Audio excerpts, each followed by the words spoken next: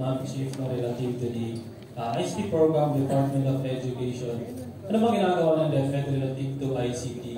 So, addressing information and communication technology issues in GDAS, or what we call the geographically isolated and disadvantaged areas. Ito po yung mga ginagawa ng DepEd.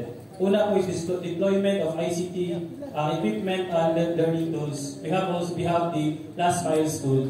So we provide laptops for teachers, tablet for learners, projectors, smart TVs. Relative to the internet connection, may mga bagay na hindi natin control.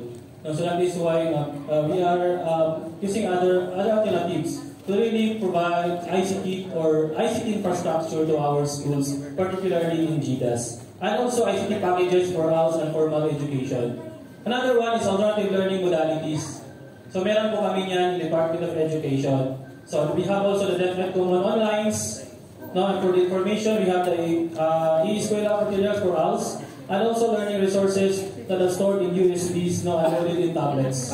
So we have tablets, no, we provide tablets to our select schools, particularly in GDAS as part of our ICT program, Department of Education.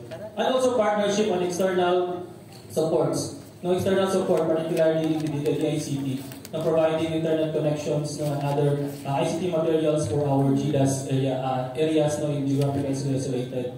And also currently, we conducted the Bureau of Alternative Education in partnership with the UNICEF, no, conducted the trainings for the ICT ALS, no, because considering that there are a lot of out-of-school youths and adults, no, in this GDAS. So that is why also we need also partners, particularly the UNICEF, for training our teachers in ICT and also providing ICT equipment for our learners. Yun po yung ginagawa ng DepEd relative for ICT in reaching those far-flung areas and unreachable areas, no, not just in the Philippines as well as in the northern Mindanao.